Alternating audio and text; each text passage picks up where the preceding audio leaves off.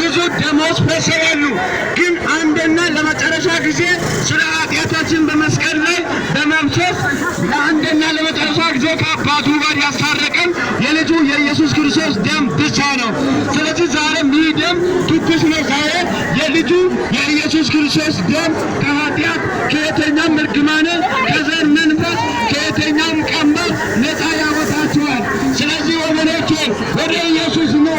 የኢየሱስ ክርስቶስ ደም ከኃጢአት ሁሉ ያነጻናል። አንጥቷል ብሎ አይናገርም። ደሙ ይቀጥላል እየሰራ አሜን ነው።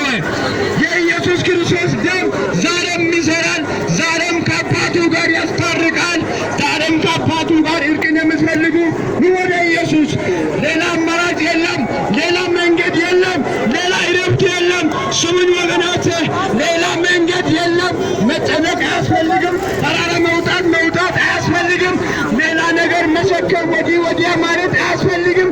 ለአንድና ለመጨረሻ ከአባቱ ጋር ያሰረቀን የልጁ የኢየሱስ ክርስቶስ ደም ብቻ ነው።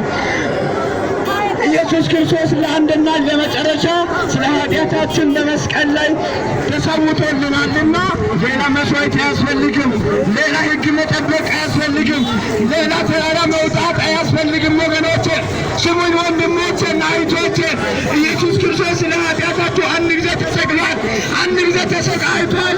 አትሰቃዩ፣ መከራን አታዩ። ወደ ክርስቶስ ተመለሱ። ኢየሱስ ክርስቶስ ከየትኛውም ሸክም ከየትኛውም መከራ ከየትኛውም በሽታ ከየትኛውም ኩነኔ ነፃ ያወጣችኋል።